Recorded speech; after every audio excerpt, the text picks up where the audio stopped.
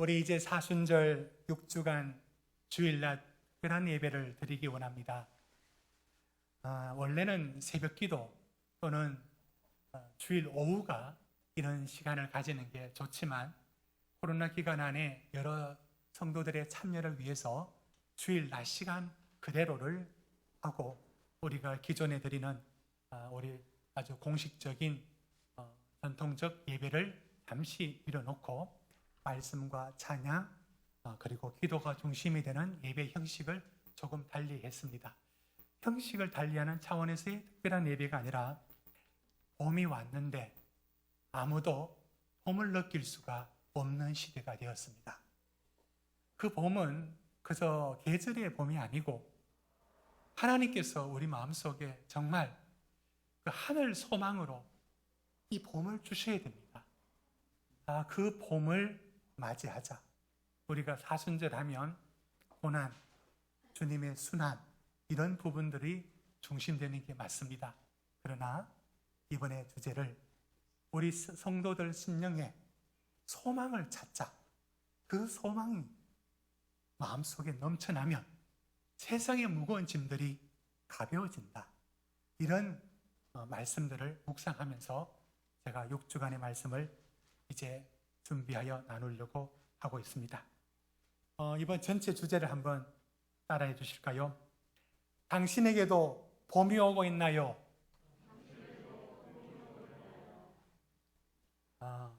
같이 했지만은 묻고도 싶어요. 정말 봄이 오고 있습니까? 그 봄은 하나님이 내 마음에 가득 심어주시는 소망의 봄입니다. 이 봄을 맞이하는 첫 주차의 주제가 무엇이냐면 첫 1주차의 주제 당신의 선자리에서 꽃을 피우세요. 한번 따라해 주십시오. 시작. 당신의 선자리에서 꽃을 피우세요. 오늘 이 주제의 말씀을 전하려고 합니다. 우리는 지금보다 더 나은 시간과 더 나은 여건을 만들어지기를 기다리고 있습니다. 그래, 우리 둘째 결혼시키고, 그래, 집은 제대로 다 장만하고, 그래, 내 몸이 좀 더 건강해지면, 이렇게 하면서 우리는 여러 시간들을 그때가 지나고, 그게 준비가 되고, 그게 갖추어지고, 무엇보다도 좀 괜찮아지면 무언가 할 것이다. 이렇게 생각들을 하고 있습니다. 그 생각이 틀렸다는 것이 아니라 그러다 보니 우리가 찾는 것은 언제나 미래로 그렇게 이루어지고 현재는 아무것도 하지 않게 되어버립니다. 저는 오늘 말씀을 나눌 때 하나님께서 우리에게 뜻하신 일들의 대부분이 그래, 네가 나중에 은퇴하고 그래, 네가 나중에 돈 많이 벌어서 이거 아니었습니다. 하나님의 뜻은 언제나 here and now, 언제나 여기 그리고 지금이었습니다. 언제나 하나님의 뜻은 지금 여기서 찾아야지 그걸 미루는 모든 것들은 우리의 직무유기였습니다. 오늘 저는 한 인물을 소개하려고 합니다. 오늘 본문의 사람을 먼저 소개합니다. 오늘 말씀 한번 보십시오. 오늘 열왕기상 18장을 읽었는데요. 엘리야가 나옵니다. 1절 보십시오. 엘리야. 그리고 2절에 아합 왕이 나옵니다. 또 한 사람이 나오는데 누구냐면 3절 보십시오. 오바댜라고 하는 사람이 나옵니다. 여러분, 엘리야가 누굽니까? 불의 사자, 능력의 사자. 그를 통해서 수많은 기적이 일어났고 그 시대가 바로 기적을 필요로 하는 능력의 사자, 시대의 선지자가 필요하는 그런 시대의 엘리야입니다. 그러면 아합은 누구냐? 유명한 우상 숭배를 국가적인 차원에서 장려했던 이세벨과 함께 우상을 장려했던 그 왕입니다. 이제 이 대결이 붙은 겁니다. 그래서 가뭄이 내렸고 엘리야는 이것이 하나님의 심판인 것을 드러내고 아합은 바알 신을 의지합니다. 자, 이렇게 서로 대결 구도가 되어 있는데 여기에 오바댜는 누구냐면 오늘 제가 소개시키고 싶은 사람이 바로 이 사람 오바댜입니다. 오바댜. 이 사람은 아합 왕의 국내 대신 신하, 우상을 숭배하는 왕의 신하입니다. 이거 복잡해지죠? 왜 복잡해지냐? 바로 엘리야와 서로 좋은 관계가 될 수가 없습니다. 자, 오바댜에 대해서 엘리야가 가진 불편한 심기를 행간의 문자 속에 감추고 있는데 한번 찾아보십시오. 어디냐면 여기입니다. 먼저 오바댜가 하나님을 믿고 있었지만 엘리야의 기준에서는 뭐 저런 사람이 있어. 아방 밑에서 녹을 잘 받아 먹으며 니는 편하게 잘 지내지만 우리 선지자들은 칼에 죽어가고 있고 나는 목숨 걸고 이 나라를 지켜야 된다라는 게 하나님이 믿는 신앙이라고 생각하는데 넌 뭐냐? 넌 편에 빠졌고 넌 기회주의자고 너 우유부단한 거 아니냐? 라는 생각을 어쩌면 엘리야가 가졌을 만합니다. 엘리야의 입장에서는. 자, 그게 느낌이 어디서 오느냐면 우연히 길에서 7절에서 만납니다. 한번 보십시오. 오바댜가 어떻게 인사를 엘리야에게 건네느냐면 이렇게 건넵니다. 엘리야를 만나서 내 주 엘리야여. 여기서 주가 중요합니다. 존칭이고 정말 존경하는, 오바댜는 하나님을 믿고 있는 사람이었기 때문에 엘리야를 정말 존경했고요. 그 시대의 선지자입니다. 그런 마음으로 엎드려서 절을 하며 주라고 말합니다. 그러면 엘리야가 라고 반갑게 맞이하면 좋은데 아니에요. 8절 보십시오. 말에 약간 가시가 돋쳐 있습니다. 8절 보면 이렇게 되어 있습니다. 그가 그에게 대답하되 그러하다. 여기까지 형식적인 인사죠. 가서 내 주에게 말하기를 엘리야가 여기 있다 하라. 이게 무슨 말이냐면 방금 엘리야를 주라고 말했는데 하는 말이 내 주에게. 이 말은 네 주가 누군데? 아방이잖아 라고 되돌려 주는 겁니다. 그러니 이 말 안에는 서로 불편한 마음이 있는 것입니다. 왜 그럴까요? 엘리야의 기준에는 오바댜가 그렇게 보였습니다. 그런데 엘리야도 다시 오바댜를 생각해 줘야 할 겁니다. 왜냐하면 엘리야는 엘리야로서의 역할을 했습니다. 그러나 오바댜는 자기가 지금 아방을 섬기는 신하로 있다고 그래 에이 더러워 나 못 해먹겠어 라고 버릴 수 있는 게 아니. 여러분 주일 직장을 나가야 된다고 그 직장 다 그렇게 그만두고 이런 식으로 살 수 없는 현실이 있는 것처럼 오바댜는 현실에서 살았던 거예요. 아방을 섬겨야 되고 이세벨의 눈치를 봐야 되는 현실인 거 어떻게 해요? 어쩌면 그는 매일 요즘 말로 사표를 쓰고 언제든지 내밀고 싶지만 그럴 수 없는 처지 아니에요. 이게 오바댜입니다. 오바댜는 매일 회의했고 매일 갈등을 겪었을 겁니다. 그러나 그는 신하로서 믿고 마땅찮은 왕이지만 어쩔 수 없는 처지에 섬기게 되는 자리를 현실적으로 섬겨야 했던 일들인 겁니다. 이게 현실이었습니다. 그런데 이 오바댜를 오늘 들고 소개하는 이유가 있습니다. 그것은 그는 자기 선 자리가 난처하고 갈등 상황이고, 여러분 직장이라는 일이 만만치가 않지 않습니까?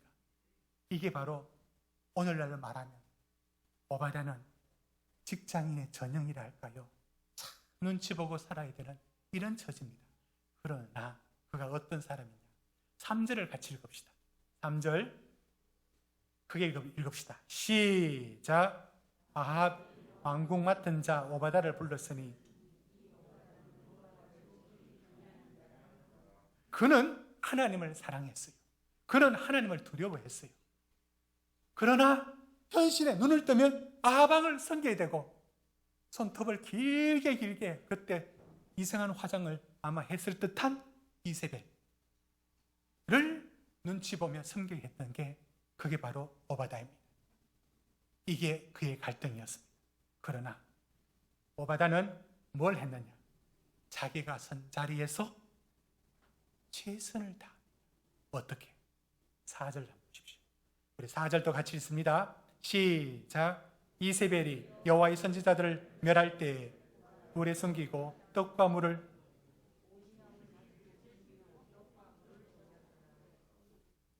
제가 한 줄 띄우고 읽겠습니다. 오바다가 선지자 100명을 가지고 50명씩 굴에 숨기고 떡과 물을 먹였더라. 여러분, 이거 엘리야가 할 수 있습니까? 드러난 유명한 선지자 엘리야가 아방하고 지금 대치점에 서 있는데 할 수 있습니까? 못합니다. 이거는 그 오바다라고 하는 직장이 있어야 됩니다. 그 직책이 있어야 됩니다. 그래서 적당하게 동방박사가 왕을 속였던 것처럼 그는 하나님의 이름으로 선지자를 살리기 위해서, 더 큰 선을 위해서 이런 일을 할 수 있는 사람은 오바다밖에 없었습니다.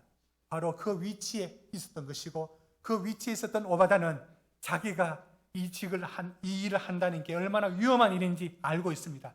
그럼에도 불구하고 목숨 걸고 3년 동안, 3년 어디 있습니까? 18장 1절 3년 동안 선지자 100명을 50명씩 나누어서 그게 쉽겠습니까?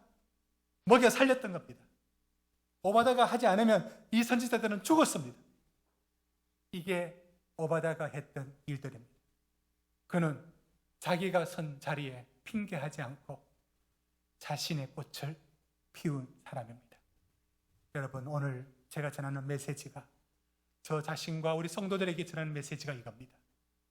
내가 선 자리에 꽃을 피워야 되는데 꽃을 현재 피우고 싶지 않는 현실이, 팬데믹, 코로나, 우리 각자의 삶은 그래 아직 멀었어. 난 아직 준비가 안 됐어. 여러분, 그래서 항상 모든 걸 미루었고, 지금 해야 될 하나님께 돌릴 영광이 있고, 지금 사랑해야 될 하나님에 대한 사랑이 있고, 지금 내가 최선을 다해야 될 그 무엇이 있는데 그걸 지금 하지 않고 언제나 보류하고 미루고 그리고 핑계 삼는 일들이 우리에게 있다면 오늘 메시지는 우리에게 도전합니다. 당신이 지금 선 그 자리에서 피워야 될 꽃은 피워야 된다는 것입니다. 여러분, 사진을 하나 보십시오. 이 나무가 시띠나무입니다. 나무가 좀 특이한데요, 부채꼴 모양인데, 저는 우산 형태를 띠는 것은 저기가 굉장히 황량하고 물기 하나 없는 곳에 다른 나무들은 어떤 나무도 자랄 수가 없습니다. 잡풀 정도 자라죠. 여러분 알고 있는 로뎀나무가 있죠. 그 로뎀나무가 저기 자라기도 하지만 잘 아셔야 되는데, 로뎀나무는 그 쌀이나무 종류입니다. 그래서 그거는 나무라기보다는 그냥 관목 이렇게 나서 쓸모가 없는 그런 나무입니다. 제대로 모양을 갖춘 건 저게 시띠나무 또는 조각목이라고도 부릅니다. 저 나무가 시나이 반도에 1km 한 500m 간혹 한 나무씩 띄엄띄엄 자랍니다. 다른 나무 버텨낼 재간이 없습니다. 물이 없으니까. 근데 저 나무는 뿌리가 100m까지 옆으로 퍼져나가는데, 뿌리에 물주머니 같은 걸, 이슬 같은 걸 이렇게 땅에서 내려오면 그거를 마치 보관하는 기능을 갖고 있습니다. 그래서 살아남는 유일한 나무입니다. 나무가 잘생겼느냐? 못생겼습니다. 비틀어져 있고, 또 거기에는 행자나무 같이 생긴 가시가 안에, 숲의 안에 잎을 가리고 있습니다. 여러분, 제가 시띠나무를 소개하는 이유가 뭐냐면, 저 나무가 언약궤, 법궤, 성막을 만드는 도구가 됩니다. 재료가 됩니다. 그런데 저 나무가 저 언약궤를 만드는데, 그런데 하나님께서 왜 쭉 올라가서 레바논의 백향목을 쓰든지 종려나무를 쓰든지 좋은 나무 많습니다. 왜 그거 쓰지 않고 왜 광야에서 성막 지을 때는 저 나무를 사용하라고 했을까요? 아주 단순합니다. 저 나무밖에 없어요. 저 나무밖에 없으니까 저 나무 사용하라 하죠. 저는 그게 뜻이 있다고 봅니다. 법궤라는 가장 귀한 자리에 사용되는데, 사용되는 게 어디 사용하는지 아십니까? 지금 있는 것입니다. 우리는 더 좋고 더 준비된 걸 사용하는 그 무엇을 기대하지만, 하나님은 언제나 지금 있는 그걸 갖고 하나님 앞에 쓰임 받도록 도전하고 계십니다. 시팀나무를 그냥 쓸 수는 없어요. 그게 다 금도금을 하였는데 그 뜻은 하나님의 은혜로 덮여야 쓸 수 있다, 이런 뜻입니다. 여러분, 오늘 우리가 하나님 앞에 도전받는 게 이겁니다. 1년 넘도록 이렇게 코로나를 지나왔습니다. 여러분, 알게 모르게, 왠지 모르게 우리 마음을 그렇게 분석을 다 못했지만 우울한 무엇이 여러분과 저 속에 뭔가 자리하고 있는 것 같지 않습니까? 그게 어떤 형태를, 어떤 모습을 취하든지 왠지 모를 우울함이 우리 마음 한켠에 자리하고 다 있습니다.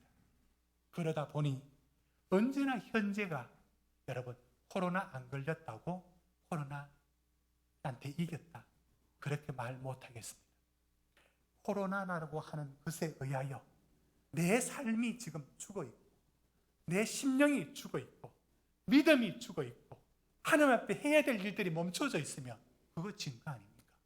그렇다면 지금 우리가 서야 될 자리가 어디냐, 이 말씀입니다. 한 번은 사도 바울이 어떻게 기도하느냐면, 하나님, 내 질병을 좀 낫게 해주십시오. 이 육체의 가시를 뽑아주십시오. 그러면 내가 당신의 일을 하겠습니다. 이 가시를 좀 뽑아달라고 3차례를 기도했어요. 여러분, 어딘가 아파서 기도할 때, 그 기도에 적극적인 응답이 없을 때의 기다림이란 것은요, 사람은 하나님 앞에 매일 시험 속에서 버티게 되는 어려움이 있습니다. 사도 바울이 그런 기도를 3차례나 했습니다. 그런데 하나님이 이렇게 말씀을 하셨다는 거 아십니까? 고린도후서 12장 8절부터 우리 한번 크게 한번 읽어봅니다. 8절 읽으면 9절은 기니까 제가 읽겠습니다. 자, 8절 읽어주십시오. 시작.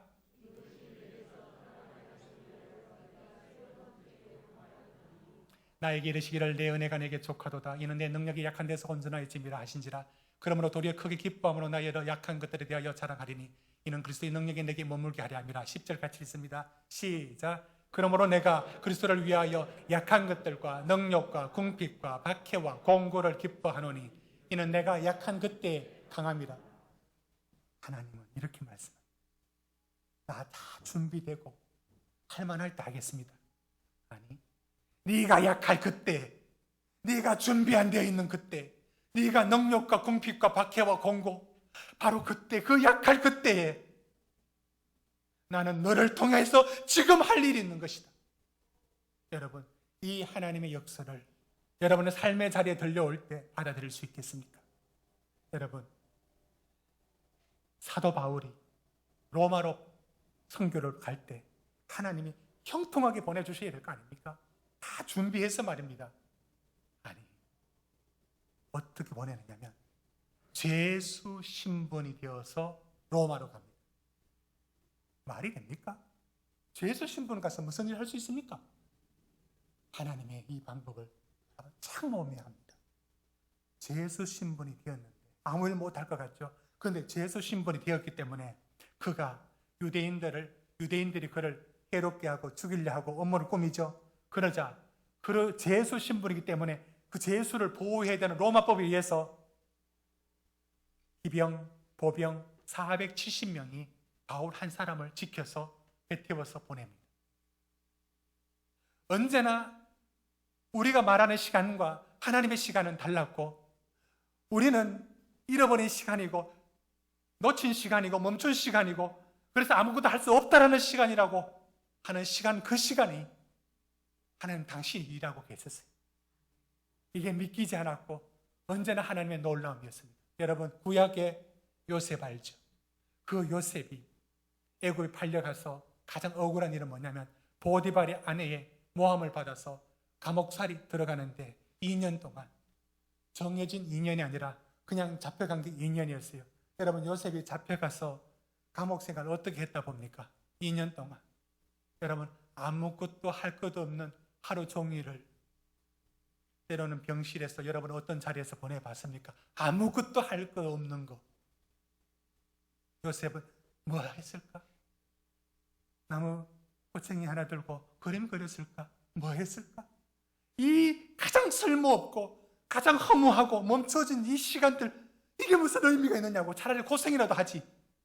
이 무의미한 시간들이 사실은 무슨 시간이었느냐면, 술 맡은 관원과 떡 맡은 관원이 그 감옥에 들어와서 요셉의 꿈을 해몽하는데, 그게 나중에 뭐냐면 요셉을 총리 만드는 하나님의 가장 중요한 일이 그 허무하고 그 의미 없는 시간에 그때 이루어졌어요.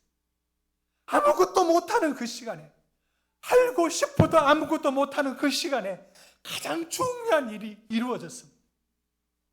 언제나 하나님의 일은 믿음 안에서는 놀랍게 준비되어 있는데, 그 믿음의 불을 꺼버리면 아무것도 할 수 없고 아무것도 할 수 없는 지경에 있었습니다. 말씀을 맺습니다. 사랑하는 성도 여러분,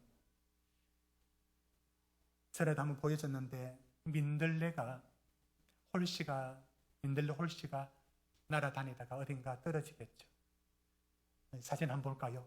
이렇게 떨어지면 어떻게 될까요? 이 사진 가만히 놔두십시오.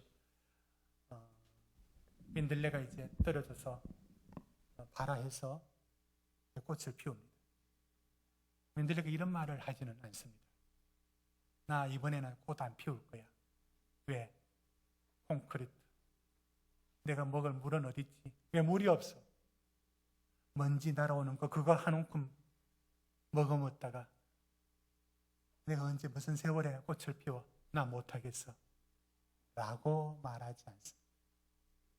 자기가 선 그 자리에, 자기가 떨어진 그 자리에 민들레는 최선을 다해서 나 이번에 꽃 대충 피울 거야. 아니, 그게 아니라 그가 피워야 될 노란 민들레 꽃을 최선을 다해서 피웁니다. 운명 탓하지 않고, 환경 탓하지 않고, 남 탓하지 않고, 자기 변명하지 않고 최선을 다해서 꽃을 피웁니다. 저 민들레 한 송이도 자기 떨어진 자리에서 최선을 다하여 꽃을 피우고 있더랍니다. 나는 지금 무슨 이유와 무슨 핑계와, 여러분 다 이유가 있죠. 그러나 지금 내가 돌릴 하나님께 영광이 있고, 지금 내가 하나님 앞에 드릴 사랑이 있고, 지금 내가 우리과 가족과 내 삶에 최선을 다해야 될 그 무엇이 반드시 있는 것입니다. 왜 그 꽃은 피우지 않아도 된다고 생각할 수가 있단 말입니다. 오늘부터 시작되는 이 6주간에 특별한 것 없지만 특별하다고 우리가 생각하면서 우리 마음을 특별하게 가집시다. 그러면서 저는 이 기간 안에 우리 성도님들이 이번 주제 찬양이 태산을 넘어 험곡에 가도 빛 가운데로 걸어가면, 이 찬양이 태산을 넘어 험곡을 영어로 그 번역이 된 부분이 있더라고요. 그래, 이 상황이 지금 우리 코로나 상황이다. 그래, 이런 어렵고 코로나도 코로나지만 우리 각자의 삶이 더 힘들다. 그러나 빛 가운데 걸어가면 지금 가장 필요로 한 게 뭐냐면 하늘의 소망이, 그 소망, 하늘의 영광, 그게 여기 가득 차야 내 근심이 떠나고 내 환난이 떠나고 내 무거운 짐을 벗을 수가 있어요. 여러분, 하늘의 영광이 여기 차야 되지 않겠습니까? 이 6주 기간에 우리 심령이 하늘의 영광, 하늘의 소망으로 가득 차기를 주의 이름으로 축원합니다. 이 기간 되기를 참으로 축원합니다. 우리 같이 기도하겠습니다. 하나님 아버지,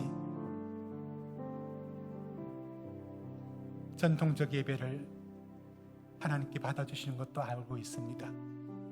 그런데 봄이 왔는데 아무도 봄을 느낄 수가 없는 시대를 맞이했습니다. 계절의 봄을 못 느껴도 주님, 소망의 봄을 성도들이 누려야 하는데 짓눌려 있고 우울한 기운에 잡혀 있습니다. 이 6주 안에 우리 심령이 송아지처럼 뛰게 하시고 독수리처럼 날개치며 올라가가 새 심령으로 다시 감사와 기쁨으로 우리 삶이 회복되기 원합니다. 우리 환우들에게는 치유함이, 지쳐있는 심령들에게는 용기가, 어떤 심령에게는 위로가, 하나님 강권하옵소서. 놀라운 주의 일이 일어나게 하여 주시옵소서. 예수님의 이름으로 기도드립니다. 아멘.